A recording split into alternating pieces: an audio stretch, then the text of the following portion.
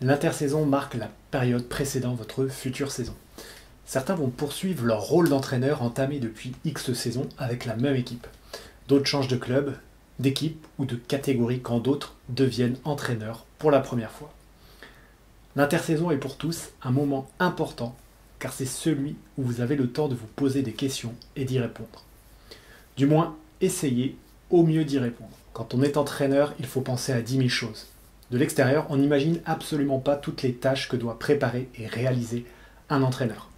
L'intersaison, c'est le moment précis où l'entraîneur doit penser au plus de choses pour sa future saison. Alors justement, quels sont les points importants auxquels il doit penser? Tout d'abord, il doit penser à lui-même. Être entraîneur demande d'y consacrer du temps, et justement, c'est une denrée rare quand on est entraîneur, le temps. Il faut gérer son travail, sa vie de famille et sa passion en même temps. Plus tout un tas d'autres choses. L'entraîneur va donc devoir anticiper et trouver une organisation qui lui laisse du temps pour tout, et pour tenter de faire les choses de la meilleure manière. Ainsi, il gagnera en efficacité. Il pourra se dégager du temps pour progresser, mais aussi, pourquoi pas, pour passer des diplômes durant la saison. Car tout cela s'anticipe dès maintenant. Donc l'entraîneur doit avoir une bonne connaissance de soi, de ses forces, de ses faiblesses, mais aussi de l'énergie et du temps qu'il est capable de consacrer à sa passion. Ensuite, il doit s'intéresser à ses joueurs. Ceux de son groupe actuel, bien sûr, mais ceux aussi de son futur groupe. Il doit voir qui continue, qui arrête, qui change éventuellement de club. Il doit faire un point avec eux pour s'améliorer en vue de la prochaine saison en organisant, pourquoi pas, des entretiens individuels. C'est un instant privilégié qui permet d'écouter et d'échanger afin de recueillir des informations précieuses qui aident au progrès. Mais il doit aussi penser à la future saison en organisant le choix et l'arrivée de potentielles nouvelles recrues. Il doit aussi anticiper leur intégration dans le groupe. L'entraîneur doit connaître un maximum d'éléments concernant la personnalité de ses joueurs. L'intersaison, c'est aussi le moment idéal pour imaginer ce que vous voulez pour faire pour votre équipe en termes de jeu. Et il ne s'agit pas juste de dire cette année je vais jouer dans tel système. Je parle de véritablement définir son projet de jeu, votre projet de jeu, de A à Z avec tout ce que cela implique. Hauteur de bloc, gestion du pressing, construction, comportement lors des transitions, gestion des coups de pied arrêtés, etc.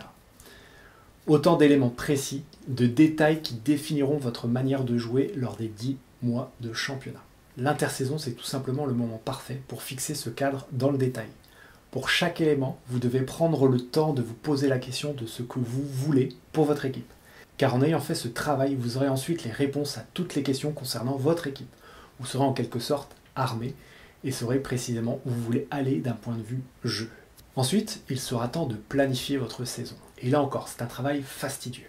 Je ne parle pas seulement de fixer les heures d'entraînement, je parle d'une véritable planification précise de la saison à venir avec la période de préparation d'avant-saison, de la période de compétition, de la trêve. Imaginez les cycles d'entraînement, les thèmes qui seront abordés, le contenu précis des entraînements. Cela est primordial si vous voulez transmettre de manière précise et fidèle votre projet de jeu à vos joueurs lors des séances. Car l'entraînement doit avoir cette ambition, que vos joueurs sachent lire un match et comprennent d'eux-mêmes quel comportement adopter. Ils doivent adopter. Rendre le joueur réfléchi et conscient véritablement de ce qu'est le projet de jeu, se l'approprier.